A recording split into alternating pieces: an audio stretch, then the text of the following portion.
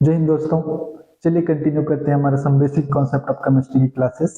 आज की लेक्चर में हम जो है डिस्कस करने वाले हैं एवरेज एटॉमिक मास के बारे में, है ना। हमारे पास क्या होता है, अलग अलग टाइप्स के जो एटम है, हर एक एटम को जो है नेचर में जरूरी नहीं है कि वो अकेलौता प्रेजेंट हो। क्यों?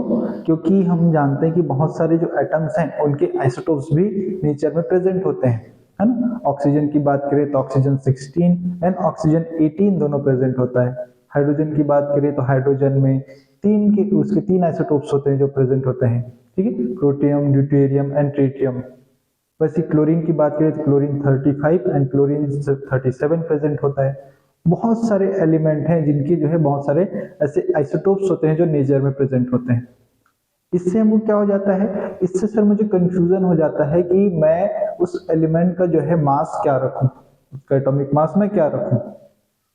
चलो यहाँ चलो आपको दिखाता हूँ। जैसे मैं बोल रहा हूँ कि मेरे पास क्लोरीन की बात कर रहा हूँ, मेरे पास क्लोरीन है सर। क्लोरीन इस क्लोरीन के जो आइसोटोप का मास है 35 है। दूसरा क्लोरीन है वैसी, उसका मास जो है 37 है। उसका मास कितना है? 37 है।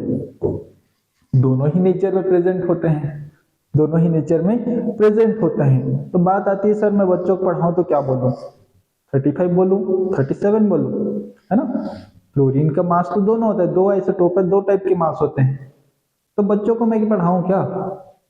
तो यहाँ पास जो है हमारा साइंटिफिक रूल आता है कि सर आपको जो है जो भी मास बताना है उस क्लोरीन का, वो जो है इन दोनों मास का एवरेज होना चाहिए। इन दोनों के मास का एवरेज होना चाहिए। अब एवरेज भी हम डायरेक्टली नहीं निकालते हैं, उसके लिए हमारे पास एक फॉर्मूला होता है जो कि सभी जो आइसोटोप्स होते हैं, अलग अलग एलिमेंट के डिफरेंट एलिमेंट्स के डिफरेंट आइसोटोप्स होते हैं, उनका जो है एक मास निकाला जाता है जो कि उस फॉर्मूले के थ्रू निकाला जाता है, और उसको हम बोलते हैं एवरेज एटॉमिक मास। क्या बोलते हैं उसको? एवरेज एटॉमिक मास बोलते हैं। चलिए इसी के बारे में आज हम डिस्कस करते हैं, ठीक है। क्या होता है average atomic mass? The average atomic mass of an element is the weighted average, is क्या है? Weighted average. वो क्या है?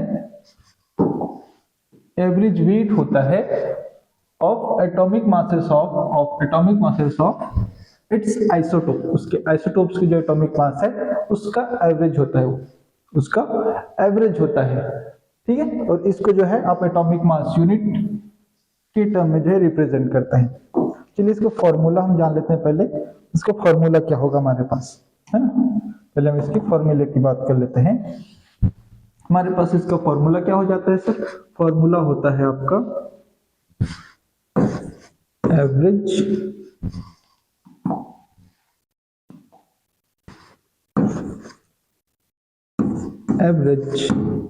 एटॉमिक मास की जब हम बात कर रहे हैं,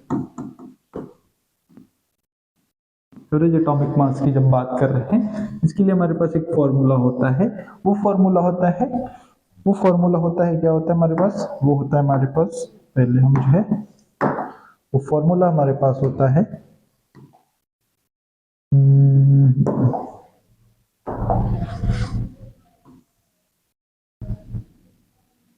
हमारे पास फॉर्मूला है। वो फॉर्मूला है क्या? इसको बोल सकते हैं आप जो है ऐसे लिखते हैं। ये फॉर्मूला होता है आपका पास summation and x I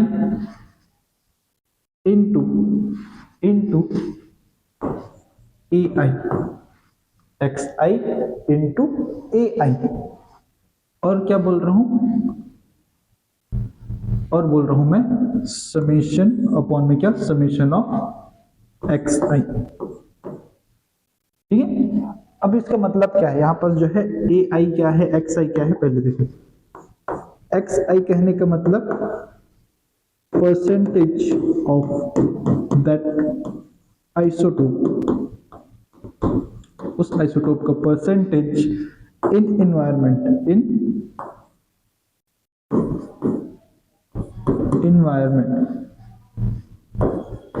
environment में उसका परसेंटेज क्या है, ठीक है। परसेंटेज हो सकता है, कई बार आपको क्वेश्चन में रेशियो के फॉर्म में भी दिया हो सकता है, इसको थोड़ा सा ध्यान रखेंगे, ठीक है। परसेंटेज की बात कर रहे हैं। एक्स आई क्या है? परसेंटेज। ए आई क्या है सर? ए आई क्या है? ए आई कहने का मतलब है mass of that isotope, mass of that isotope, that isotope,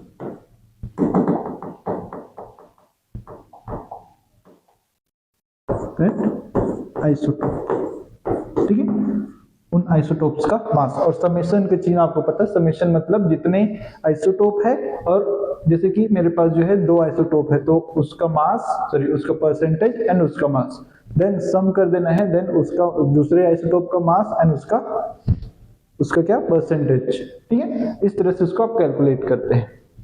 एक एग्जांपल लेके चलते हैं, एक एग्जांपल लेकर के चलते हैं, हमारे पास कुछ क्वेश्चन के थ्रू ही इसको सॉल्व करते हैं, आपको ज्यादा बेटर समझ आएगा, ठीक है। हमारे पास कुछ क्वेश्चन है, उसके थ्रू इसको सॉल्व करते हैं। जैसे मेरे पास यहाँ पास है क्लोरीन के एग्जांपल है, और यही क्वेश्चन है हमारे पास।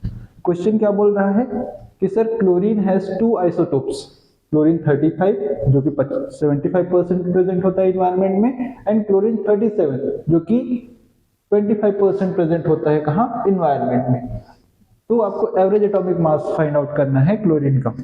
अभी हमने बोला सर फॉर्मूला हमारे पास जो होता है, फॉर्मूला हमने बोला अभी क्या, एवरेज एटॉमिक मास जो होता है वो तो सर समेशन होता है xi का इंटू ai का, और यहां नीचे भी हमने बोला था समेशन ऑफ xi, ये बोला था, ठीक है। तो इस फॉर्मूले में आप पुट कर दीजिए वैल्यूज को, फॉर्मूले में वैल्यूज को पुट कर दीजिए। क्या दिया है आपके पास, परसेंटेज कितना है 75 इंटू इसका मास कितना है 35 प्लस,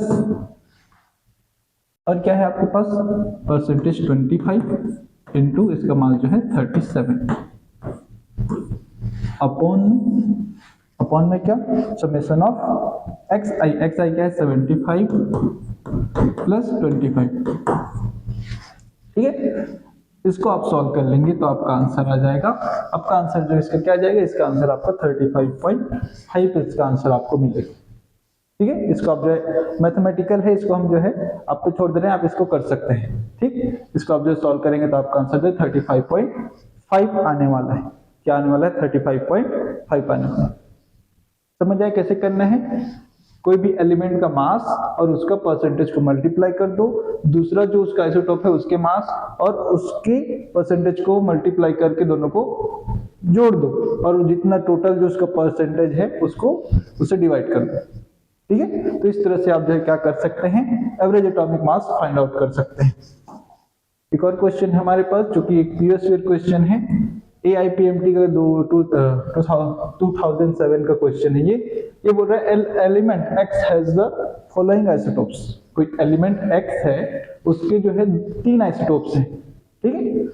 उस पहले आइसोटोप का जो मास है वो 200 है और उसका परसेंटेज एनवायरनमेंट में कितना है 90% है।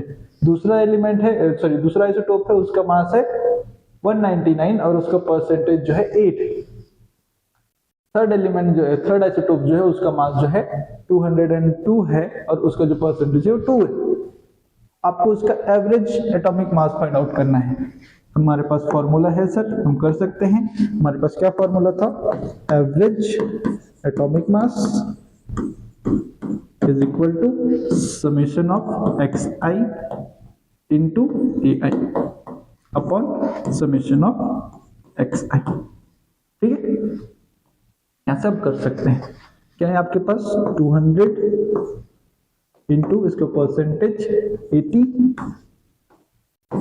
प्लस आपके पास क्या है 199 into 8, 199 into 8 plus 202 into 2 upon total क्या हो जाएगा 98 एंड 2 जो है हो जाएगा आपका टोटल सम जो है 100, ठीक है। इसको आप सॉल्व करेंगे तो आपका आंसर क्या हो जाएगा, इसका आंसर ये आपका हो जाएगा, इसको सॉल्व करेंगे तो 18,000 आएगा फर्स्ट,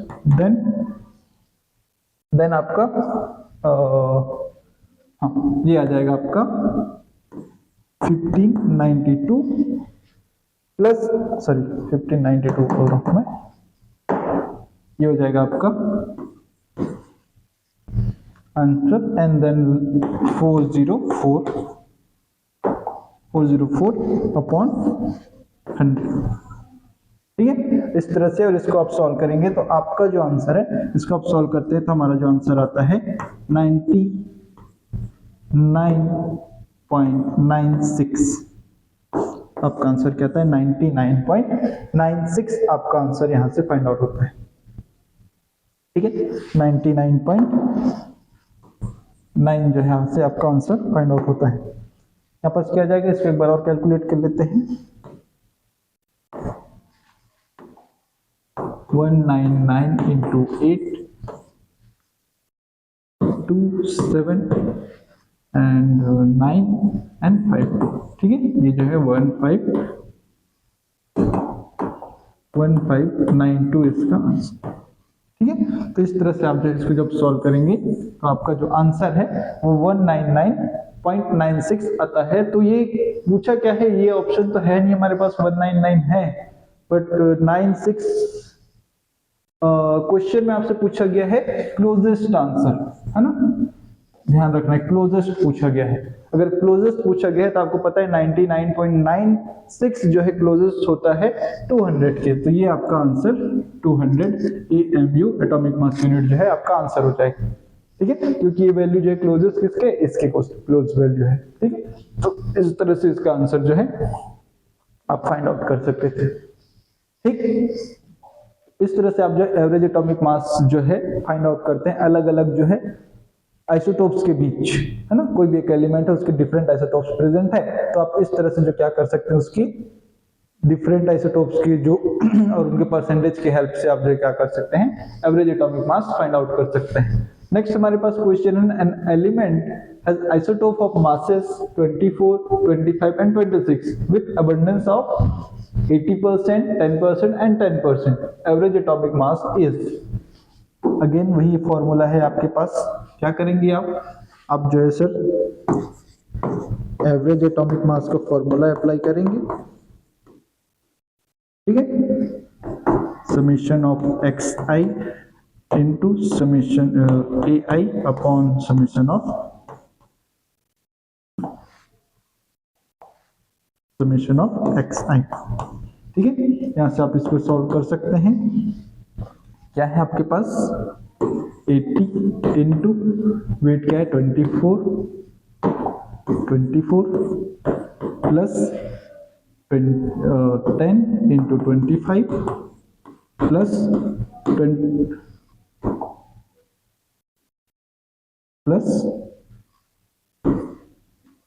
प्लस क्या है आपके पास 10 इंटू 26 अपॉन टोटल क्या हो जाएगा 100, है ना। टोटल कितने परसेंट, टोटल 100। इसको आप सॉल्व करते हैं तो आपका क्या आ जाएगा, ये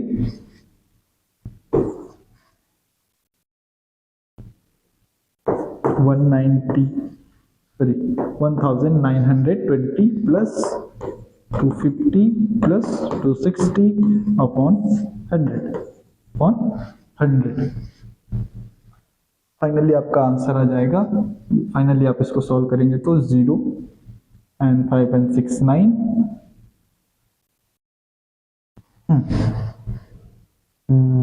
5 6 11 into 13 and 1 5 and 5 and 9 4 and 2 upon 10 sorry upon 100। ये क्या हो जाएगा 42.30 इसका आंसर हो जाएगा। 42.30 जो इस तरह से इसका आंसर हो जाएगा। ठीक है, इस तरह से आप कैलकुलेट कर सकते हैं डिफरेंट आइसोटोप्स के बीच जो है उनका एवरेज एटॉमिक मास। एवरेज एटॉमिक मास कैसे कैलकुलेट करना है आपको समझ आ गया होगा।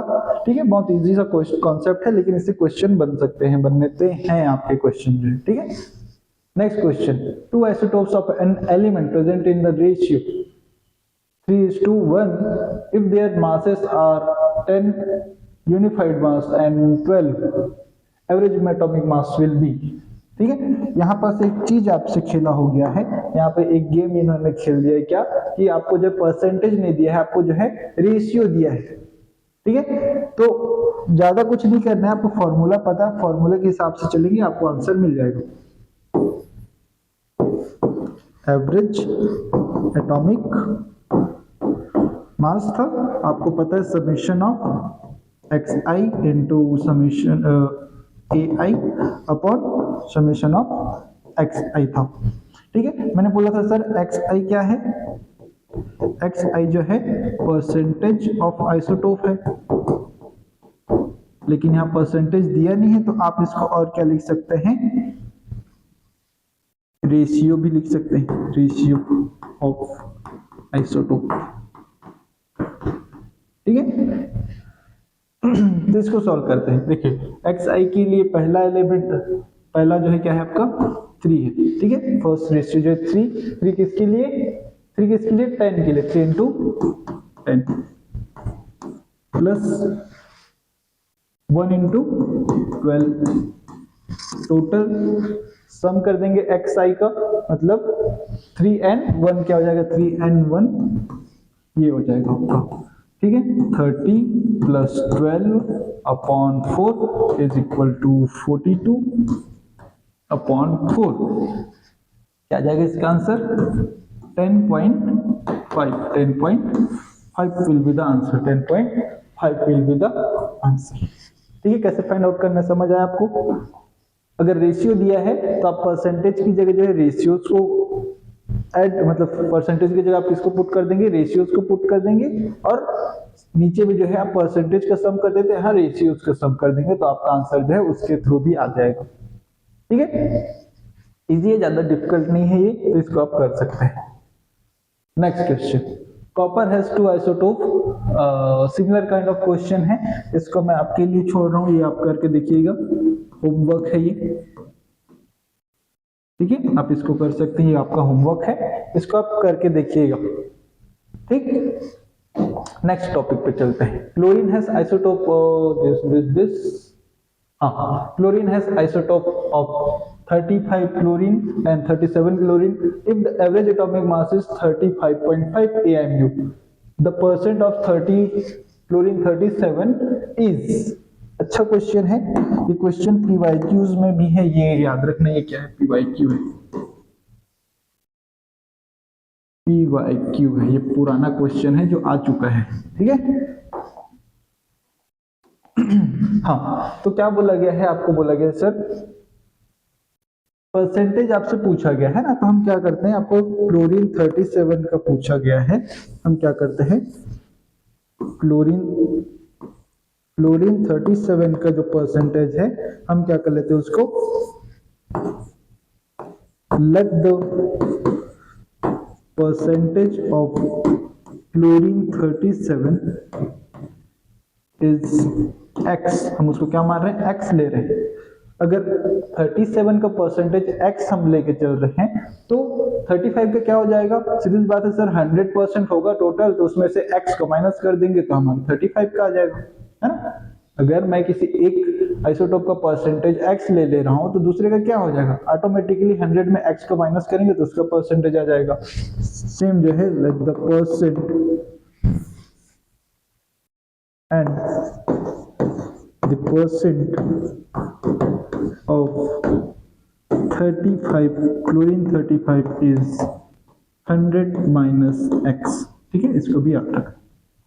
तो हमको क्या करना है, फॉर्मूले में पुट कर देना है इसको। ठीक है, इसको क्या करना है, फॉर्मूले में पुट कर देना है। हमारे पास क्या हो गया, क्लोरीन 35 इंटू परसेंटेज क्या है 100 माइनस x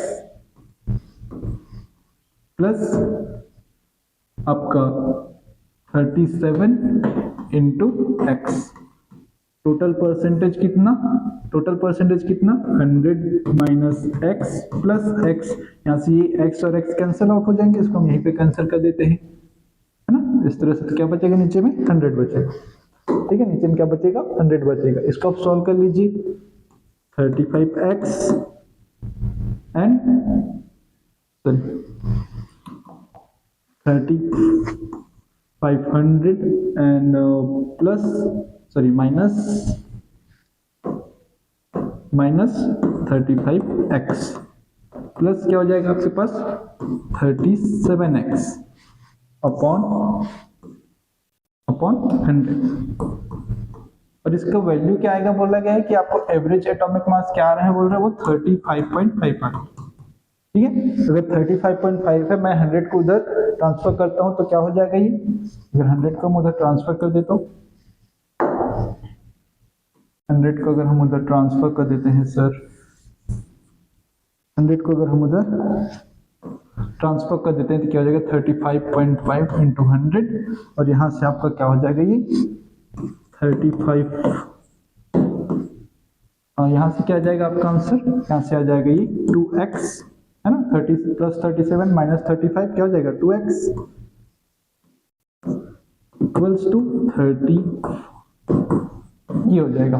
ठीक है, यहां से आपका क्या हो जाएगा फिर आगे 2x is equal to 3550 minus 3500, यहां से x इज इक्वल आ जाएगा आपका 50/2 इज इक्वल टू 25%। ठीक है, x की वैल्यू क्या आ जाएगा 25%, x क्या है आपका परसेंट ऑफ क्लोरीन 37 आइसोटोप है ना, और यही आपसे पूछा गया है what is the percent of chlorine 37 isotope, that is 25। इस तरह से आप इसका आंसर फाइंड आउट कर सकते हैं। ठीक है, अच्छा क्वेश्चन था, अच्छा क्वेश्चन है, आप इसको कर सकते हैं, थोड़ा ध्यान से इसको रखेंगे और तरीका याद रखेंगे। क्या है, आपको जो है परसेंटेज पूछा है इस बार, आपको एवरेज एटॉमिक मास दे दिया है, उनका जो नेचर में जो आइसोटोप्स है उनका मास दे दिया है, आपको परसेंटेज काउंट करने के लिए बोला गया है, तो आप ऐसे कर सकते हैं। ठीक है, तो इसको याद रखिएगा। चलिए नेक्स्ट देखते हैं, नेक्स्ट देखते हैं आपके पास again average atomic mass is this and हाँ सेम क्वेश्चन है, इसको आप ट्राई कीजिएगा, आपके लिए होमवर्क है ये भी, इसको आप जो है ट्राई करेंगे घर में।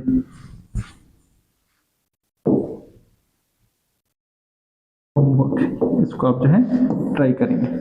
ठीक, ट्राई करेंगे, इसमें आपको है क्या परसेंटेज आ रहा है और उसको जो है हमको कमेंट कर देंगे। ठीक, चलिए नेक्स्ट चलते हैं।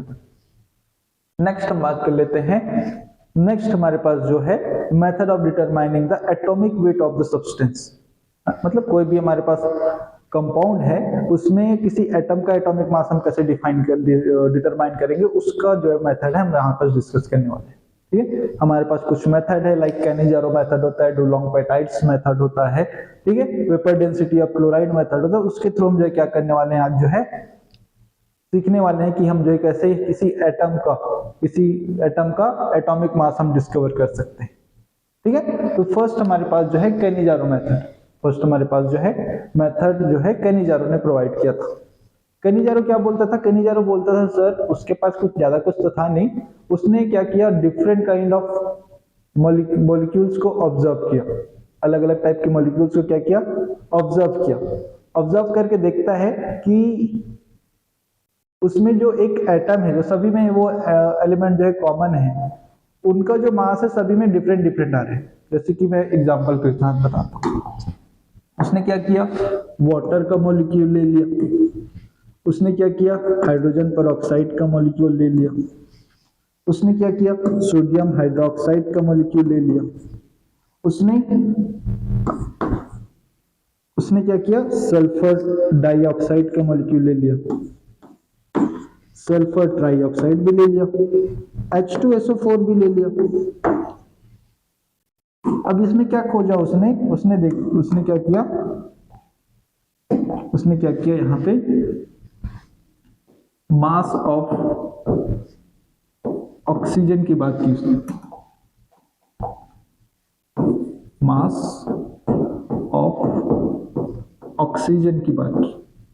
ठीक है, उसको ऑक्सीजन का एटॉमिक मास जानना था, तो उसने क्या किया इस तरह से अलग अलग कंपाउंड देखे, सब में ऑक्सीजन का एटॉमिक मास मतलब ऑक्सीजन का मास कितना है उसको कैलकुलेट करने की कोशिश की। उसने देखा कि सर वाटर में जो है उसका मास जो है 16 ग्राम था, कितना था 16 ग्राम था। H2O2 में जो है ऑक्सीजन का जो मास है वो जो है 32 है, सोडियम हाइड्रोक्साइड में अगेन 16 है, SO2 में अगेन 32 है, सल्फर ट्राइऑक्साइड में क्या होगा अगेन नहीं 48 हो जाएगा, सॉरी सल्फ्यूरिक एसिड में क्या है, ये 64 है। तो उसने क्या देखा, अलग अलग कंपाउंड में जो है ऑक्सीजन का मास जो है डिफरेंट है, लेकिन कुछ कंपाउंड ऐसे हैं जिसमें ऑक्सीजन का मास जो एक लिस्ट मास से नीचे नहीं हो पा रहा है। मतलब जैसे आप देख रहे हैं कि हाइड्रोजन वाटर में जो है ये 16 आ रहा है, लेकिन उसने देखा कि उसके बहुत सारे ऑक्सीजन के कंपाउंड देखे, लेकिन वो 16 से कम मास किसी में रखता ही नहीं है। 16 से कम मास उसका किसी भी कंपाउंड में नहीं होता है, सब में जो है मिनिमम 16 होगा या फिर उसका मल्टीपल होगा, ये उसने देखा। और इसी के बेस पे उसने अपना लॉ बना दिया कि अगर मैं किसी भी एलिमेंट के डिफरेंट कंपाउंड्स को ऑब्जर्व करूं, उसमें एटलीस्ट क्या होगा कि उसमें कम से कम ऐसा एक मास होगा जिससे कम उसका मास होता ही नहीं है, और उस मास को क्या बोल देता था, उसका एटॉमिक मास। ठीक है, अगर किसी भी एलिमेंट की बात करें तो उस एलिमेंट के डिफरेंट कंपाउंड्स में उसका एक लिस्ट नंबर ऑफ मास जो है हमेशा प्रेजेंट होता है, और उस लिस्ट नंबर ऑफ मास को उसने क्या बोला, उसका एटॉमिक मास बोला, उसका एटॉमिक मास बोला। ठीक है, तो इस तरह से उसने क्या किया, ऑक्सीजन के कंपाउंड देख लिए, ऑक्सीजन का लिस्ट मास कौन सा है, 16 है, तो दिस विल बी द, तो यहां से उसने क्या रिजल्ट निकाला, उसने सर रिजल्ट बोल दिया, उसने रिजल्ट बोला कि एटॉमिक मास जो है, एटॉमिक मास ऑफ ऑक्सीजन की बात करें, उसने बोल दिया atomic mass of oxygen must be 16 ग्राम। क्या बोला उसने, एटॉमिक मास किसमें होगा, 16 ग्राम में होगा। ठीक है, तो उसने क्या किया, यही किया उसने, यहां पर हमने लिखा है, it says that the smallest mass of element present in any of its compound will be equal to atomic mass, है ना। उसके किसी भी कंपाउंड में देख लो, जो सबसे स्मॉलेस्ट मास उसका प्रेजेंट होता है वही उसका एटॉमिक मास होता है। यही हमारे कैनिजारो चाचा जो है बोल के गए थे। क्लियर है, ठीक है, तो याद रखना इसको। तो इस तरह से वो जो है बताते हैं। कुछ और बात कर लेते हैं अपन सर, जैसे कि हम सल्फर डाइऑक्साइड की बात कर लेते हैं। जैसे हम बात कर लेते हैं, हमारे पास सल्फर डाइऑक्साइड है, इसमें सल्फर का मास क्या है, इसमें सर 32 है। ठीक, सल्फर ट्राइऑक्साइड है सर, इसमें भी 32 है उसका मास। H2SO4 है सर, इसमें भी उसका मास 32 है। ठीक है, H2S है सर, इस पे भी उसका मास 32 है। इसका मास हमेशा जो है 32 है, और डिफरेंट कंपाउंड्स ले सकते हैं, हो सकता है उसमें उसका मल्टीपल हो, 64 भी मिल जाए आपको। बट इस तरह से मैं देख रहा हूं कि सल्फर का मास जो है इससे कम तो नहीं हो रहा है। This is the least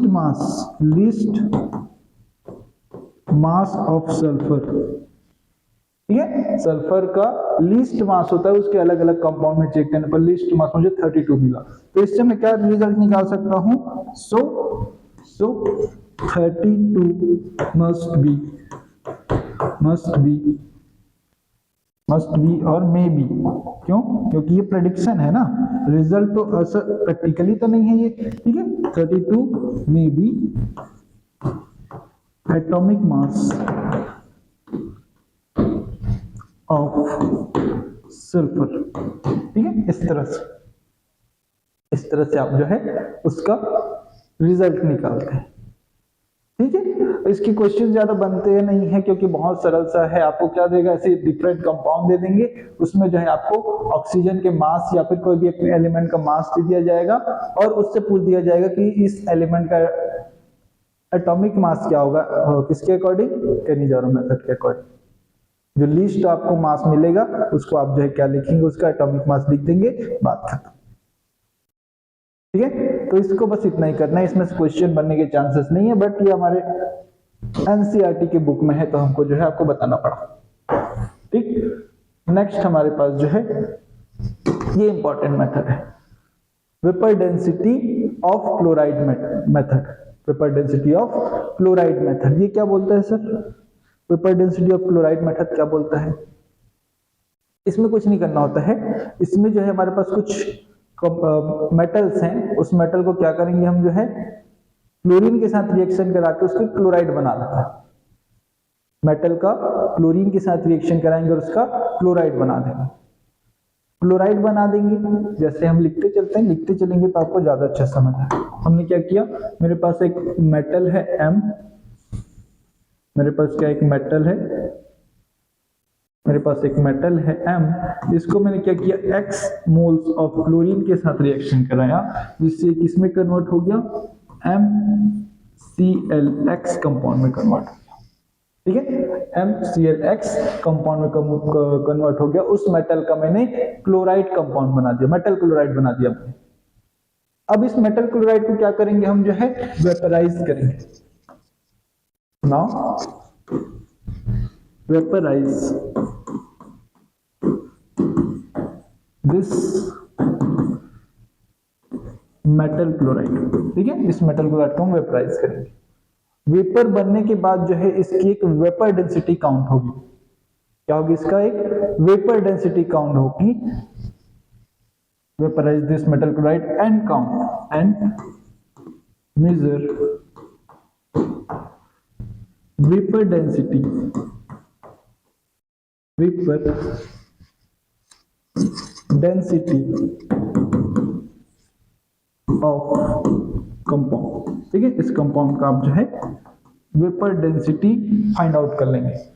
vapour density क्यों, क्योंकि आपको पता है सर, वेपर डेंसिटी का एक फॉर्मूला आपने पढ़ा होगा कि सर वेपर डेंसिटी क्या होता है, वो इक्वल होता है मॉलिक्यूलर मास, मॉलिक्यूलर मास अपॉन 2। ठीक है, ओरिजिनल फॉर्मूले में आप जो है ये देखते हैं वेपर डेंसिटी का, तो ये होता है vapour density is equal to molecular mass upon 2। अगर इस फॉर्मूले को सर मैं थोड़ा सा चेंज कर दूं तो मैं बोल सकता हूं 2 into vapour density is equal to molecular mass. ठीक है, 2 into vapour density equals to molecular mass. ठीक है, अब बात आती है सर ये मॉलिक्यूलर मास जो है, ये जो मॉलिक्यूलर मास की आप बात कर रहे हैं, ये एक्चुअली में है क्या, ये मास है उस मेटल का प्लस जितने क्लोरीन है उनका मास, उनका सम होगा। अरे मॉलिक्यूलर मास कैसे निकालते हैं आप, जितने भी एटम्स हैं उनके मास को जोड़ देते हैं, आप उनका मॉलिक्यूलर मास काउंट करते हैं, है ना। तो मैं यहाँ बोल सकता हूँ कि मॉलिक्यूलर मास जो है वो मास ऑफ मेटल, वो क्या हो जाएगा, मास ऑफ मेटल, इसको मैं बोल सकता हूं मास of metal M plus mass of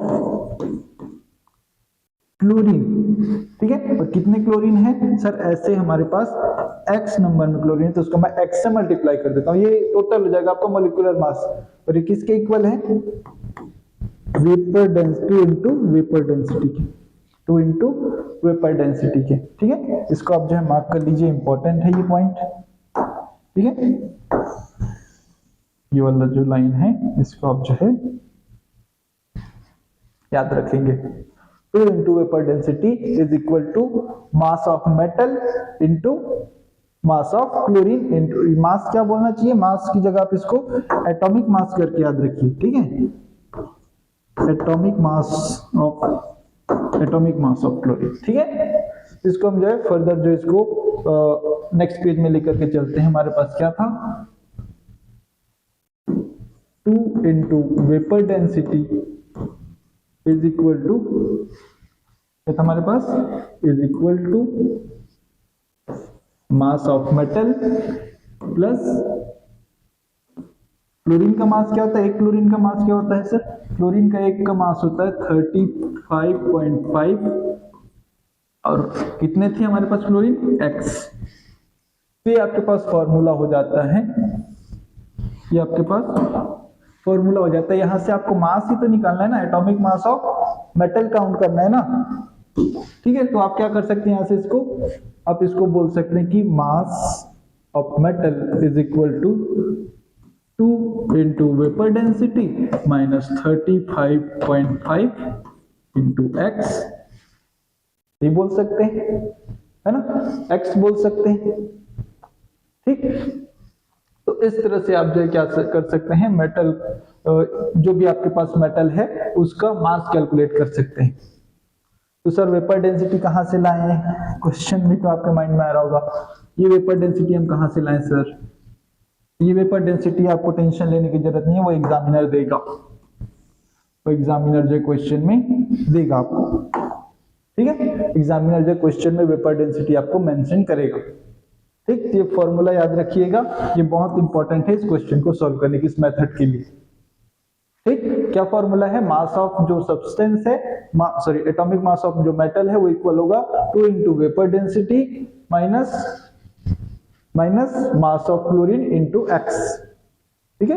x क्या है यहाँ पे? एक्स क्या है यहाँ पे सर? यहाँ से हम लिख देते हैं, एक बार इसको और लिख देते हैं। यहाँ पे क्या लिखेंगे? m is equal to atomic mass of metal m, ठीक है। क्या है Vd? क्या है Vd is equal to vapour density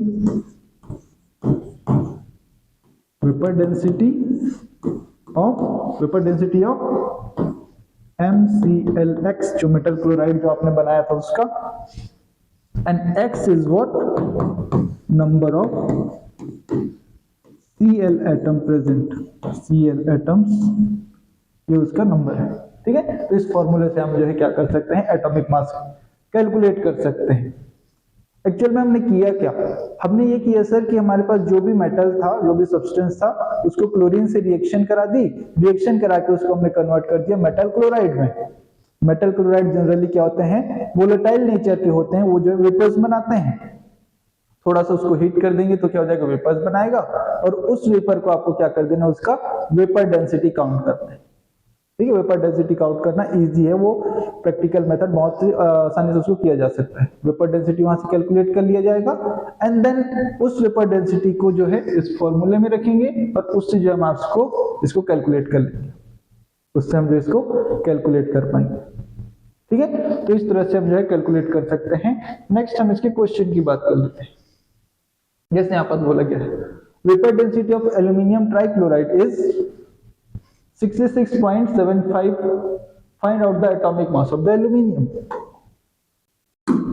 formula क्या था हमारे पास? फॉर्मूला हमारे पास था m इज इक्वल टू ये था हमारे पास 2 into vapour density minus 35.5 into x, ठीक है। x क्या है यहाँ पे? 3 है ना, तो हमारा क्या हो जाएगा? m इज इक्वल टू हो जाएगा 2, वेपर डेंसिटी 66.75 माइनस 35.5, x की वैल्यू क्या है सर? यहाँ पे 3 है, तो 3, ठीक है। कैसे करना समझ आ रहा है? तो यहां से आपका हो जाएगा ये, इसको आप सॉल्व करते जाएंगे, ये आपका हो जाएगा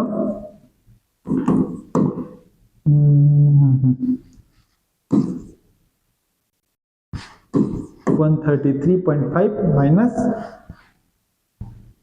5.63 है ना, हाँ 339,106, ठीक है। इस तरह से इसको आप सॉल्व करेंगे, क्या हो जाएगा आपका? ये हो जाएगा आपका 0.3 एंड 37 एंड 12 is 2, 27। आंसर क्या जाएगा इसका? 27। इस तरह से इसको आप माइनस करेंगे तो आपका जो आंसर है 27 यहां से आता है। Mass of m is equal to 27.00, ठीक है। तो इस तरह से आप मेथड का यूज करके, फॉर्मूले का यूज करके जो है वेपर डेंसिटी मेथड से आप जो है किसी भी एलिमेंट का जो है क्या कर सकते हैं? मास कैलकुलेट कर सकते हैं। कैसे कर सकते हैं समझ आया? इस तरह से आप जो है इसके मास कैलकुलेट कर सकते हैं, ठीक है। नेक्स्ट हम देखते हैं इधर। नेक्स्ट हमारे पास एक और क्वेश्चन है, सेम टाइप का क्वेश्चन है। वेपर डेंसिटी आपको MgCl2 का दिया हुआ है, आपका मास ऑफ मैग्नीशियम निकालना है आपको, मास मैग्नीशियम का जो मास है आपको कैलकुलेट करना है। Vapour density into 2, 47.5 minus 35.5 into 2, 2 क्यों? क्योंकि क्लोरीन 2 है सर, है ना। तो ये हो जाएगा आपका 0 पॉइंट जो है क्या हो जाएगा 50 एंड 95 माइनस 71। ठीक है, यहां से क्या हो जाएगा आपका आंसर, यहां से आपका आंसर हो जाएगा 4 and 2 24.0। This will be the answer. Magnesium का जो यहाँ पर एटॉमिक वेट हम फाइंड आउट कर पा रहे हैं वो क्या होगा 24 हो जाएगा। ठीक है, तो ये कुछ मेथड्स हैं आपके पास, ये कुछ क्वेश्चंस है जिसके थ्रू आप जो है वेपर डेंसिटी मेथड के थ्रू जो है जिसमें आप जो है किसी भी एलिमेंट का जो है एटॉमिक मास कैलकुलेट कर पा रहे हैं। ठीक है, नेक्स्ट हमारे पास जो है सिमिलर काइंड ऑफ क्वेश्चंस हैं आपके पास जो आप यहां से बना सकते हैं। ठीक है, सिमिलर काइंड ऑफ क्वेश्चन है जो आप यहां से बना सकते हैं। इसको आपके लिए छोड़ रहा हूं मैं, इसको आपके लिए छोड़ रहा हूं मैं। ये होमवर्क है, ये क्या है होमवर्क है आपके लिए, इसको आप जो है खुद करके देखिएगा और मुझे बताइएगा उसका आंसर आपका क्या रहा है। An element X form a volatile chloride XCl3. Its vapor density is 60. Determine atomic mass of X. Atomic mass of X. ठीक है, क्या कर लेंगे, वेपर डेंसिटी आपका 60 है इंटू 2 माइनस, ठीक है 2 इंटू 2 माइनस क्या 35.5, क्लोरीन कितने 3 into 3 is equal to m। m क्या आ जाएगा यहां से 120 माइनस क्या आ जाएगा 5.6106। ठीक है, यहां से इसको सॉल्व करेंगे तो आपका आंसर आ जाएगा 5.3 13.5 इसका आंसर आ जाएगा। ठीक है, 13.5 इसका आंसर हो जाएगा। समझ आए कैसे करना है इसको, इजी है। आप बस थोड़ा ध्यान से फॉर्मूला याद रखिएगा, इसको 4-5 क्वेश्चन प्रैक्टिस कीजिएगा, आपसे ऐसा बन जाएगा। ठीक है, तो नेक्स्ट क्वेश्चन देखते हैं। एक क्वेश्चन जो मैंने आपके लिए लिख कर रखा है उसकी बात कर लेते हैं। An element has equivalent mass, यहाँ पर आपको जो है इक्विवेलेंट मास इज 9 ग्राम, है ना, यहाँ पर जो ये 9 है, जी नहीं है, क्या है 9 है। ठीक है, its chloride has vapour density of 59.25, then find the atomic mass of element. Find the atomic mass of element. इसके लिए मैं एक चीज आपको सिखा रहा हूं पहले। अभी आप फॉर्मूला देखे थे सर, फॉर्मूला देखा था क्या, मास क्या देखा था, एक बार दिखा देता हूं आपको। वो फॉर्मूला कहाँ है, ये क्या है आपका फॉर्मूला, ये आपका फॉर्मूला। ठीक है, इसको हम कॉपी कर लेते हैं। एक्चुअली इसको हम क्या कर लेते हैं, कॉपी कर लेते हैं और फिर इसको अगले वाले पेज पे लेके जाएंगे। ठीक, clone, no no no no no not here bro.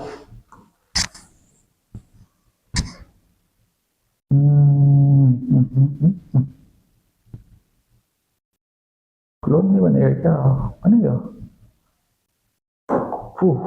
ठीक है। अब इसमें देखते हैं। ठीक, फॉर्मूले को जो है आगे सॉल्व करते हैं। सर मुझे ये बताइए कि आपको इक्विवेलेंट मास पता है क्या होता है, इक्विवेलेंट मास पता है क्या होता है, आपको पता होगा इक्विवेलेंट मास जो है, ठीक है, इक्विवेलेंट, मैं पास पूरा लिख देता हूं, इक्विवेलेंट मास जो होता है वो क्या होता है, एटॉमिक मास, एटॉमिक मास अपॉन होता है सर वैलेंसी, अपॉन होता है वैलेंसी, है ना, होता है। तो यहां से मैं इक्विवेलेंट, देखो इसको मैं जो है साइन दे देता हूं आपको, इक्विवेलेंट को मैं ई से रिप्रेजेंट कर रहा हूं, वैलेंसी को मैं एक्स से रिप्रेजेंट कर रहा हूं। ठीक है, एटॉमिक मास तो ठीक है। तो यहां से मैं बोल सकता हूं कि सर एटॉमिक मास जो है, एटॉमिक मास जो है वो किसके इक्वल हो जाएगा, एटॉमिक मास क्या है आपका m है यहाँ पास, ठीक है।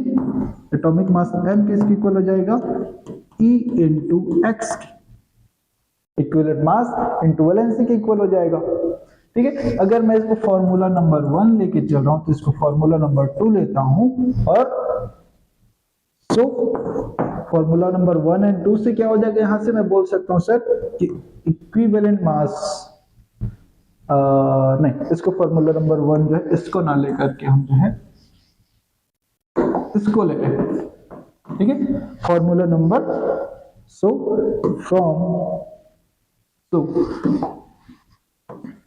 फ्रॉम इक्वेशन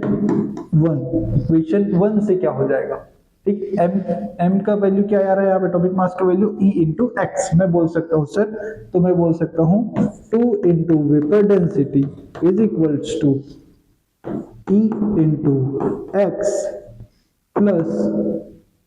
प्लस क्या है आपके पास 35.5 इंटू एक्स है, ठीक, इंटू एक्स है।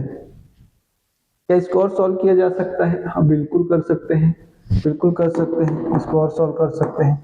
ठीक है, दोनों में सर x दिख रहा है मुझे, दोनों में क्या है, दोनों में मुझे यहाँ भी x मिल रहा है, यहाँ भी x मिल रहा है, कॉमन ले लेते हैं दोनों कॉमन ले लेते हैं, क्या करेंगे 2 into vapour density is equal to E plus 35.5, और इसमें से हमने कॉमन निकाल लिया क्या,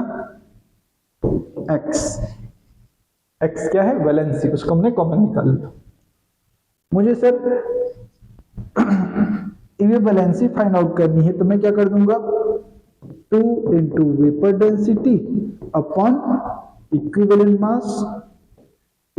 मास प्लस 35.5, और ये किसके इक्वल हो जाएगा, x, जो कि क्या है आपका वैलेंसी क्यों कर रहा हूं सर, वैलेंसी इसलिए कर रहा हूं जी मैं, क्योंकि मुझे पता है वैलेंसी और इक्विवेलेंट मास को मल्टीप्लाई करके मैं एटॉमिक मास फाइंड आउट कर सकता हूं, है ना, इसलिए मैं ऐसा कर रहा हूं। तो यहां से मुझे पता चल गया कि सर वैलेंसी क्या हो रहा है,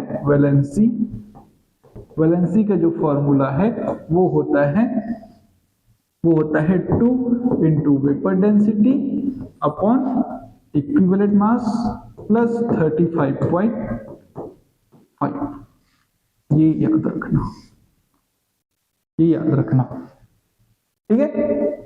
अगर वैलेंसी आपको मिल गई है, तो आप फिर आगे चल के क्या बोल सकते हैं कि सर एटॉमिक मास जो होगा, जो भी एटॉमिक मास होगा वो क्या हो जाएगा, वो हो जाएगा सर इक्वल हो जाएगा, वो हो जाएगा आपका इक्विवेलेंट मास, जिसको मैं E बोला था, है ना, E इंटू एक्स, ठीक है, E इंटू एक्स, या फिर इसको और क्या बोल सकते हो, atomic mass is equal to equivalent mass into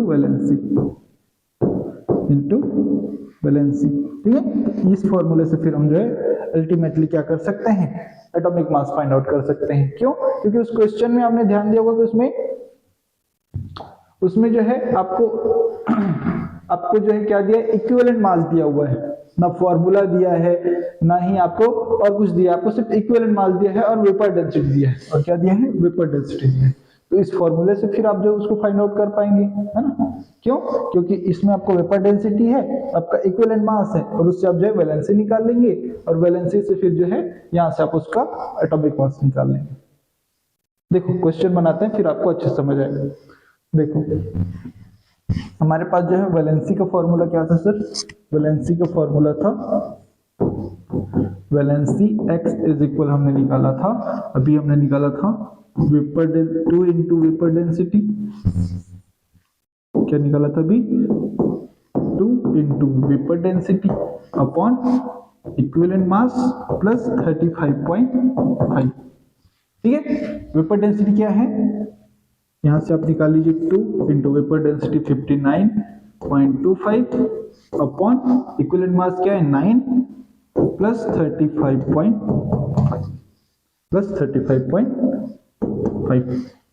ठीक है, x फाइंड आउट कर रहे हैं यहां से।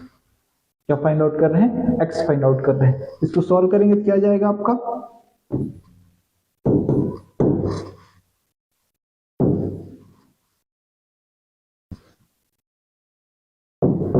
118 अपॉन 9 प्लस 35 क्या हो जाएगा? 9 प्लस 35 ये हो जाएगा आपका 44.5 हो जाएगा, 44.5 हो जाएगा, ठीक है, 44.5 हो जाएगा यहाँ से। इसको सॉल्व करेंगे तो क्या आ जाएगा आंसर आपका? इसको सॉल्व करेंगे तो क्या आ जाएगा आपका आंसर आपका? इसको हम जो है सिंप्लीफाई कर लेते हैं। 1185 अपॉन 445, ठीक है। ये जो है ये अप्रोक्सीमेटली ये जो है आपको 2 के आसपास जाने वाला है। इसका वैल्यू जो है अप्रोक्सीमेटली 2 से कुछ ज्यादा होगा, है ना, 2.8 के आसपास आएगा, ठीक है, 2.8 के आसपास आएगा। आप इसको फाइंड आउट कर सकते हैं, ठीक है, इसको फाइंड आउट कर सकते हैं। हमारे पास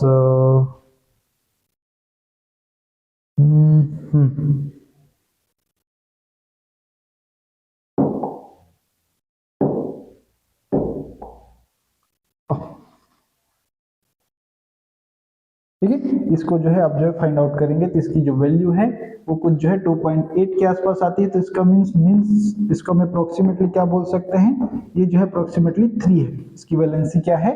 3 आ रही है हमारी।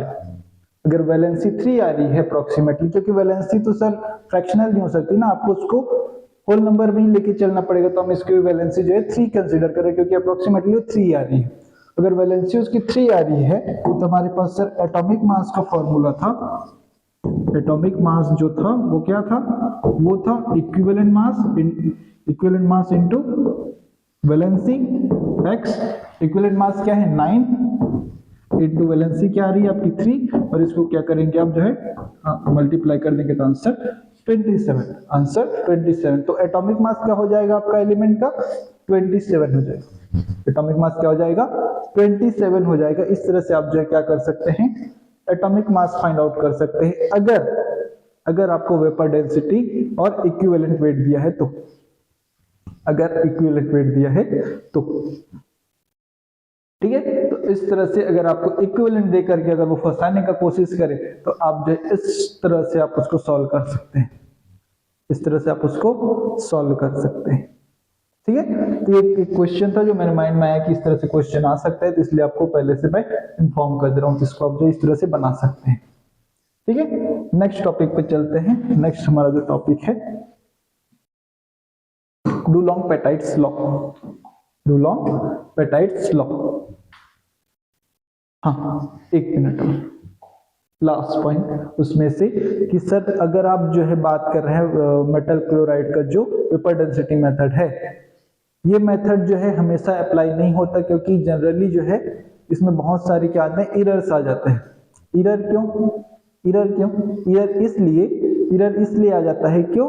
क्योंकि ये जो मेथड है, ये जो वेपर डेंसिटी मेथड है आपका, इसमें क्या हो जाता है कि जो मेटल क्लोराइड बनते हैं जनरली, उसमें से कुछ ऐसे होते हैं जो कि क्या करते हैं? वाटर को एब्जॉर्ब कर लेते हैं। अगर वो वाटर को एब्जॉर्ब कर रहा है तो उसमें जो वेपर बनेगा वो वाटर का भी बन जाएगा सर, फिर तो, है ना। तो उसमें कुछ इंप्योरिटीज आ जाती है। इस कारण से ये भी जो है ये मेथड जो यहाँ पे लिमिटेड हो जाता है कि अगर कुछ ऐसे क्लोराइड बन जा रहे हैं जो कि क्या कर पा रहे हैं? वाटर को एब्जॉर्ब कर पा रहे हैं, तो फिर वो खत्म है, वो ये मेथड काम नहीं करेगा, ये मेथड वहां पे काम नहीं करेगा, ठीक है। और क्या हो सकता है? और ये भी होता है कि कई बार जो है सारे जो टाइप के जो मेटल है वो क्लोराइड बनाते भी नहीं है। बहुत सारे बनाते हैं, लेकिन सब बनाते हैं क्या? नहीं, सब तो बनाते भी नहीं है। अगर सब मेटल क्लोराइड बना भी नहीं रहे तो वहां भी ये काम नहीं आएगा, बहुत सारे मेटल में काम ही नहीं आएगा, ठीक है, बहुत सारे मेटल में काम नहीं कर पाएगा। और कुछ मेटल क्लोराइड ऐसे होते हैं जो कि वोलेटाइल नेचर के नहीं होते, तो उसमें भी ये काम नहीं करता। कब? जब मेटल क्लोराइड जो है नॉन वोलेटाइल हो, मेटल क्लोराइड जो है अगर वाटर एब्जॉर्बेंट की तरह काम करे, और मेटल क्लोराइड अगर जो है क्या हो? अगर वो क्लोराइड का फॉर्मेशन ही ना करे, अगर वो मेटल जो क्लोराइड का फॉर्मेशन ही ना करे, तो यहाँ पे कुछ वो लिमिटेड हो जाता है। तो इसको थोड़ा ध्यान रख लेना, वैसे इंपॉर्टेंट है नहीं बट याद रखना, ठीक है। नेक्स्ट हम बात कर लेते हैं, नेक्स्ट हमारा जो मेथड है एटॉमिक मास डिटर्मिनेशन की, जो कि डुलोंग-पेटाइट्स मेथड, डुलोंग-पेटाइट्स लॉ। सबसे इजी मेथड है। सबसे इजी क्यों? क्योंकि इसने एक सिंपल सा वर्ड बोल दिया सर कि जितने भी मेटल्स होते हैं, थोड़े हैवी मेटल्स जो होते हैं, उनका जो स्पेसिफिक हीट है, उनका जो स्पेसिफिक हीट है वो कितना आता है, उनका जो स्पेसिफिक हीट है उसके लिए उन्होंने एक फॉर्मूला दे दिया कि सर उनका स्पेसिफिक हीट जो है, स्पेसिफिक हीट जो है, इसको स्पेसिफिक हीट मेथड भी बोला जाता है इसमें। ठीक है, इससे क्या होगा, इसने फॉर्मूला दिया कि एटॉमिक मास जो है सर, किसी भी हैवी मेटल का एटॉमिक मास जो है वो इक्वल होता है 6.4 upon specific mass of specific heat of metal, उस मेटल का स्पेसिफिक हीट है। इस तरह से फॉर्मूला होता है, बहुत इजी फॉर्मूला है और बहुत इजी आप इसको कर सकते हैं। ठीक है, किसी भी मेटल है, हैवी मेटल है, उसका स्पेसिफिक उसका एटॉमिक मास कैसे निकालेंगे, 6.4 से आप उसको मल्टीप्लाई कर दिए उसके स्पेसिफिक हीट को। ठीक है, तो आपका उसका एटॉमिक मास फाइंड आउट हो जाता है। ठीक है, क्वेश्चन देखते हैं इसके। जैसे देखो, specific heat of metal is 0.093। हमको पता है sir atomic mass find out करना है, एटॉमिक मास फाइंड आउट करना है, स्पेसिफिक हीट को जो है 6.4 से डिवाइड कर दो। 6.4 से मतलब 6.4 को जो है उसके स्पेसिफिक हीट से डिवाइड कर दो, आपका आंसर आ जाएगा। ठीक है, 6.4 अपॉन 0.093, इसको और क्या लिख सकते हैं, 6400 अपॉन 93। ठीक है, सॉल्व कर लीजिएगा इसको, इसको सॉल्व कर सकते हैं, सिर्फ इसको सॉल्व करना है और कुछ नहीं करना है, इजी है। ठीक है, इसको सॉल्व करना है और कुछ नहीं करना है, इजी है। करके बताइए क्या आ रहा है आपका आंसर। ठीक है,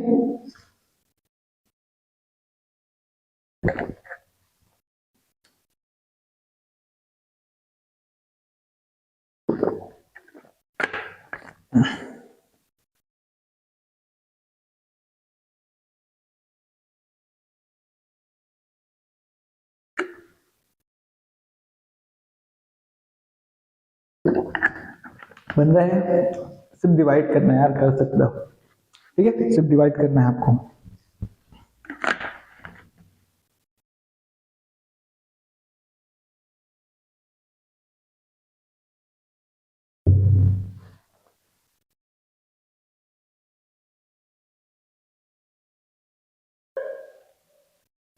क्या है आपका, 68.8 आया, यही आया। ठीक है, ऐसे आप इसका एटॉमिक मास हो जाएगा, एटॉमिक मास जो क्या आ जाएगा, 68.8 आ जाएगा। इसको भी कर सकते हैं आप, एटॉमिक मास इजी है, atomic mass is equal to 6.4 upon 0.0314, क्या हो जाएगा 0.0314। यहां से आप इसको सॉल्व करेंगे तो इसका आंसर जो है 203.8 आता है। कर लेना, ठीक है, कर लेना। ठीक, इजी मेथड है, इसमें ज्यादा फोकस नहीं करेंगे, बहुत इजी है, आप कर सकते हैं। हाँ, ये कुछ क्वेश्चन है, इससे पहले आपको इसकी लिमिटेशंस देखनी होंगी, तो लिमिटेशन पे बात कर लेते हैं। डुलोंग-पेटाइट्स लॉ जो है कहाँ एप्लीकेबल नहीं है। मैंने जो है शुरू में बोला सर ये हैवी मेटल का जो है बहुत इजीली फाइंड आउट कर देता है, ठीक है, उसके लिए एप्लीकेबल है।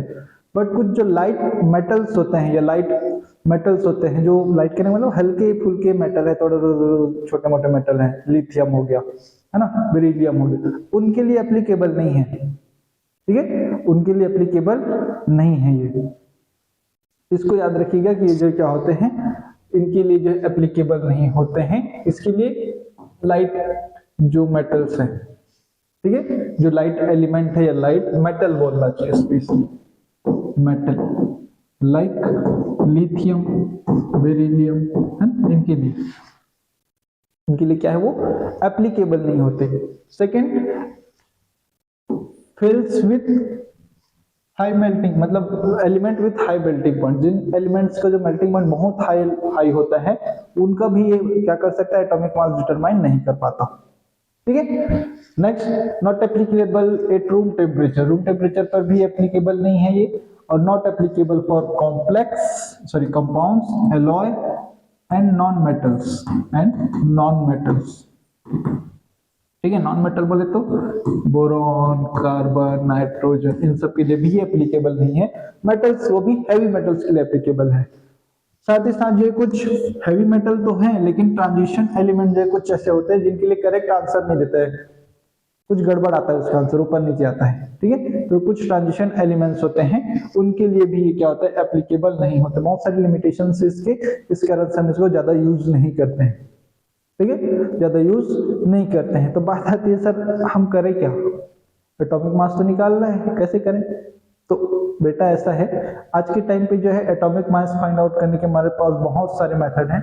एक बहुत बढ़िया मेथड है हमारे पास मास स्पेक्ट्रोमेट्री। ठीक है, स्पेक्ट्रो केमिस्ट्री का पार्ट है वो, और बहुत अच्छा मेथड है, उससे एक्यूरेट मास निकल जाता है। तो ये सब पुराने मेथड्स हैं। ठीक है, पुराने मेथड से इससे न्यूमेरिकल टाइप के क्वेश्चन थोड़े बहुत आने के चांसेस, इसलिए आपको पढ़ाया जा रहा है। बाकी प्रैक्टिकली ये यूज नहीं होते हैं आजकल। ठीक है, तो इसको याद रखिएगा, और इसी के बेस पर जो कुछ क्वेश्चन है उस पे चलते हैं। क्या क्वेश्चन बोला गया है? Which element does not obey Petit's law? Copper heavy metal है सर, ये करता है। सिल्वर भी हैवी मेटल, ये भी करता है। लेड भी हैवी मेटल, ये भी करता है। कार्बन सर एक नॉन मेटल है। कार्बन क्या है? नॉन मेटल है, और मैंने अभी बोला नॉन मेटल जो है फॉलो नहीं करते हैं, तो ये आंसर होगा कौन? ये आपका आंसर होगा कौन? कार्बन। ठीक है। Next, atomic heat of an element is approximately, किसी भी एलिमेंट का एटॉमिक वेट जो है अप्रोक्सीमेटली क्या होता है सर? अभी हमने देखा क्या होता है, 6.4 कैलोरी पर मोल पर केल्विन होता है। ठीक है, 6.4 कैलोरी पर मोल पर केल्विन होता है, तो ये उसका आंसर है। Next one, molecular formula and formula mass की बात कर लेते हैं। चलिए, formula mass and molecular mass की बात कर लेते हैं। ठीक है, यहां तक समझ आ गया? ये समझ आ गया डुलोंग पेटाइट्स लॉ। ठीक है, नेक्स्ट हमारा जो टॉपिक है molecular mass and formula mass. Easy है सर, मॉलिक्यूलर मास बहुत इजी टॉपिक है। मॉलिक्यूलर मास कैसे? किसी भी कंपाउंड में, किसी भी मॉलिक्यूल में जितने भी एटम हैं उनके मास का सम क्या होता है, उसका मॉलिक्यूलर मास होता है ना? ये सब आपको पता है पहले से, थोड़ा सा इंट्रोडक्शन दे देते हैं, बात खत्म करेंगे। ठीक है, मॉलिक्यूलर मास क्या होता है? किसी भी कंपाउंड में जितने भी एटम हैं उनका सम होता है। यही लिखा गया है, molecular mass is the sum is, molecular mass क्या है? Molecular mass is sum of all atomic mass, sum of atomic masses of all atoms present in a molecule. ठीक है, उसमें जितने भी मॉलिक्यूल में एटम प्रेजेंट है उनके मास का सम होता है। एग्जांपल सर, एग्जांपल मेरे पास है, एग्जांपल कौन है मेरे पास? जैसे कि CH4 बोल देता हूं सर, इसमें एक कार्बन है, 4 हाइड्रोजन है ना? एक कार्बन है और चार हाइड्रोजन है। सर मुझे पता है मास ऑफ कार्बन क्या होता है, एटॉमिक मास ऑफ कार्बन क्या होता है, ऑफ कार्बन क्या होता है सर? 12 होता है sir. Atomic mass of hydrogen क्या होता है सर? हाइड्रोजन क्या होता है सर? 1 होता है सर। सम करना है सर, कार्बन का कितना, मॉलिक्यूलर मास की अगर बात करते हैं, मॉलिक्यूलर मास बोल रहा हूं मैं, तो सर सम होना चाहिए कार्बन का 12 प्लस हाइड्रोजन का कितना है 1, लेकिन इतने कितने हाइड्रोजन है 4 है सर। टोटल इसको कर देंगे तो आपका क्या आ जाएगा 16 आ जाएगा सर। क्या आ जाएगा 16 आ जाएगा आंसर। ठीक है, तो मॉलिक्यूलर मास क्या हो जाएगा मीथेन का, CH4 बोले तो मीथेन, उसका मॉलिक्यूलर मास क्या आ जाएगा 16 आ जाएगा। इस तरह से क्या किया हमने, कार्बन का मास था, हाइड्रोजन का मास था, कितने हाइड्रोजन है 4, तो सबको जोड़ दिए आखिर। इजी है। ठीक है, इस तरह से आप इसको कर सकते हैं, बहुत इजी सा टॉपिक है, इसको हम जो है रैप अप करते हैं यहाँ पे। नेक्स्ट हम बात करते हैं फॉर्मूला मास की, ये थोड़ा सा ध्यान रखना, फॉर्मूला मास। अभी मैंने मेथेन दिखाया, मेथेन में एक कार्बन था सर, 4 हाइड्रोजन थे, इजी था फॉर्मूला। लेकिन कुछ ऐसे आयनिक कंपाउंड होते हैं हमारे पास जो क्या होते हैं, एक सिंगल कंपाउंड के फॉर्म में ना होकर के एक लैटिस के फॉर्म में होते हैं। लैटिस क्या बोल दिया सर, लैटिस कहने का मतलब जैसे कि मैं आपको एक स्ट्रक्चर दिखा रहा हूं, ठीक है।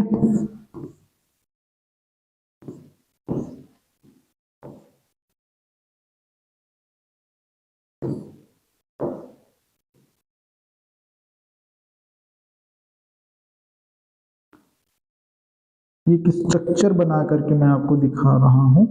ये स्ट्रक्चर आपको बड़ा डरावना सा लग रहा होगा, और ये डरावना है, लग नहीं रहा, ये है डरावना, ठीक है।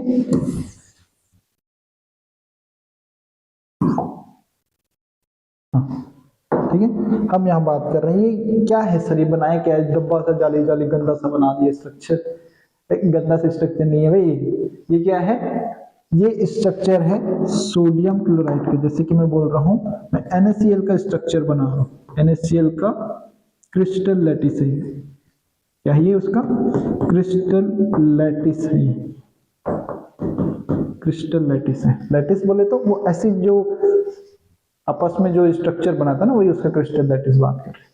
इसमें होता ये है कि ग्रीन वाला जो डॉट बना रहा हूं वो क्या है, वो क्लोरीन है, Cl माइनस है, और जो येलो वाला मैं डॉट बनाऊंगा वो क्या होगा, सोडियम प्लस होगा, ठीक है। तो जैसे मैं बना रहा हूं यहाँ सोडियम, ठीक, सोडियम हो गया, ये सोडियम, ये सोडियम, इधर भी सोडियम है, इधर भी सोडियम, यहाँ सोडियम है, यहाँ सोडियम है, और कहाँ है, यहाँ सोडियम, इधर sodium, sodium sodium sodium sodium, ये सोडियम है, ठीक है। यहाँ भी, यहाँ भी,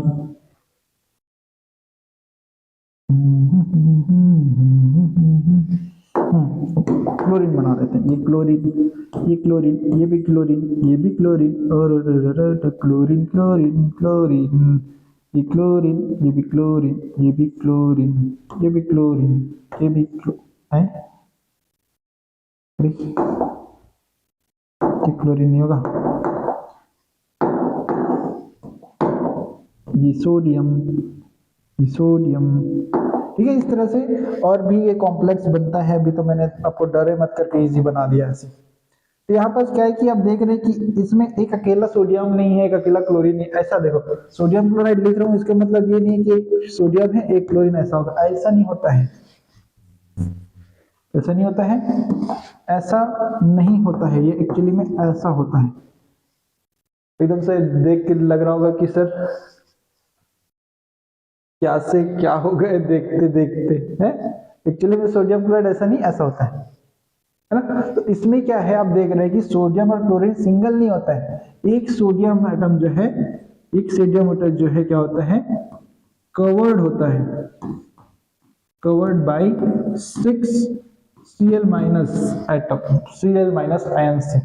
सेम चीज यहां पर बोल सकते हो कि आपका जो क्लोरीन है, ये जो क्लोरीन है, ये भी क्या होता है, ये भी क्या होता है, सराउंडेड होता है, सराउंडेड बाय 6 Na+ एटम। तो यहां पर सर आप देख रहे हैं कि सोडियम और क्लोरीन तो अकेला अकेला रहते ही नहीं है, वो तो भीड़ में रहते हैं, है ना। सोडियम सोडियम, क्लोरीन के चारों तरफ 6 सोडियम, सोडियम के चारों तरफ 6 क्लोरीन। तो क्या, तो इसके लिए जो है, अब जो है एक सोडियम और एक क्लोरीन का मास नहीं निकाल पाते, उनका मोलिकुलर मास ऐसे फाइंड नहीं किया जाता, उनका जो पूरा स्ट्रक्चर है उसका एक एवरेज फॉर्मूला मास फॉर्मूला बनाया जाता है, और उसको आप बोलते हैं NaCl, उसी को आप जो है NaCl लिखते हैं, ठीक है। ये क्या है, उसका फॉर्मूला है, लेकिन उसका मास जो ऐसे नहीं होता, मतलब उसका स्ट्रक्चर ऐसे नहीं होता, वैसा होता है। तो हम क्या करते हैं, इनका एक एवरेज फॉर्मूला निकालते हैं, और उस फॉर्मूले का जो है मास निकालते हैं, और उसको जो हम क्या बोलते हैं, फॉर्मूला मास बोलते हैं, उसको क्या बोलते हैं, फॉर्मूला मास बोलते हैं, ठीक है। ये सोडियम क्लोराइड का फॉर्मूला है, लेकिन ये एक्चुअली में एक सोडियम क्लोराइड, एक सोडियम और एक क्लोरीन नहीं है, उसका स्ट्रक्चर ऐसा होता है, इस कारण से हम उसका क्या करते हैं, एक फॉर्मूला डिराइव करते हैं और उस फॉर्मूले का मास निकालते हैं, उसी को हम उसका फॉर्मूला मास बोलते हैं। ठीक है। When substance does not have definite molecular composition, उसका मॉलिक्यूलर कंपोजिशन क्या है, फिक्स नहीं है, डिफाइनाइट नहीं है, like ionic solid, and its composed by aggregation, aggregation by aggregation, यही तो है ना एग्रीगेशन, खचाखच पैक है, aggregation of cation and anion. In such case the molecular mass is replaced by formula mass. ठीक है, जब वो एग्रीगेशन के थ्रू कंपाउंड बनाते हैं तब उसको जो है मॉलिक्यूलर मास को जो है रिप्लेस कर देते हैं, किस नाम से, फॉर्मूला मास से। तो जब भी आप सोडियम क्लोराइड की मास की बात करते हैं सर, तो मास जो है सोडियम क्लोराइड का नहीं होता, मतलब सोडियम क्लोराइड का मॉलिक्यूलर मास नहीं होता, वो क्या होता है, उसका फॉर्मूला मास होता है। वो क्या होता है, उसका फॉर्मूला मास होता है। ठीक है, सोडियम क्लोराइड का मॉलिक्यूलर मास नहीं होता, क्या होता है, फॉर्मूला मास होता है। जितने भी आयनिक कंपाउंड होते हैं उनका ऐसा ही होता है। ठीक, तो इस तरह से जो है क्या होता है, एक होता है मॉलिक्यूलर मास, एक होता है फॉर्मूला मास। इसको अपन जो है इतना ही बात करते हैं, इससे ज्यादा इसमें कुछ है नहीं। नेक्स्ट पॉइंट पे चलते हैं। Question, the molecular mass of glucose. Molecular mass हमने क्या बोला था, जोड़ देना सर, जितना भी आएगा सबको। ठीक है, सबको जोड़ देना। हमने देखा कि यहाँ क्या है, सिक्स क्या है, 6 आपके पास कार्बन है, एक कार्बन का 12 होता है, तो 6 का प्लस, एक हाइड्रोजन का 1 होता है सर, ऐसे मेरे पास 12 है, प्लस एक ऑक्सीजन का 16 होता है सर, ऐसे मेरे पास 6 है। सम कर दो सर, 12 में 12 एंड के 6 22। अरे रंग क्यों बदल रहा है भाई, और ये 12 प्लस 6 is 36, 3 6 69। यहाँ सब सॉल्व करेंगे तो क्या आ जाएगा, 6 2 8 8 2 10, 1 9 and 10 10 11 11 and 7 19, 19 11 and 7 80, sorry 80, 180 will be the answer, 180 will be the answer। ठीक है, H2SO4 हाइड्रोजन का सर, एक हाइड्रोजन का 1, ऐसे 2 हैं, प्लस सल्फर का सर 32, प्लस ऑक्सीजन का सर 16 into 4, यहां से क्या हो जाएगा, 2 प्लस 32 प्लस 64, ये क्या हो जाएगा, 4 2 6 2 8 and 98 will be the answer. ठीक है, इजी है मॉलिक्यूलर वेट, ये नीट वालों के लिए है, जेईई वालों के लिए ऐसे क्वेश्चन नहीं बनते। ठीक, ठीक है, तो यहाँ पे हमारा जो चैप्टर जो है कंप्लीट होता है, ये टॉपिक हमारा कंप्लीट होता है, जिसमें आज हमने क्या क्या डिस्कस किया। हमने पहले डिस्कस किया क्या, एवरेज एटॉमिक मास के बारे में, कि अगर डिफरेंट आइसोटोप्स प्रेजेंट है एनवायरनमेंट में तो हम वहां से क्या कर सकते हैं, एवरेज एटॉमिक मास कैसे कैलकुलेट करेंगे, उसके में फॉर्मूला और उसके क्वेश्चन जो है डिस्कस किए। नेक्स्ट हमने क्या डिस्कस किया, हमने डिस्कस किया सर हमारे पास जो एलिमेंट्स हैं उनका जो है एटॉमिक मास हम कैसे फाइंड आउट कर सकते हैं, जिसमें हमने कैनिजारो मेथड डिस्कस किया, हमने जो है डुलोंग पेटाइट्स मेथड डिस्कस किया, और एक मोस्ट इंपॉर्टेंट मेथड जो था आपका vapour density of chloride method discuss किया। एंड लास्ट जाते जाते हमने जो है छोटा सा टॉपिक डिस्कस किया, जिसको आप molecular formula and formula mass बोलते हैं। ठीक है, molecular mass and formula mass बोलते हैं। तो यहाँ पे हमारा टॉपिक खत्म होता है। नेक्स्ट क्लास में हम मिलेंगे, जहाँ पे हम बात करेंगे मोल कॉन्सेप्ट के बारे में। सो जय हिंद।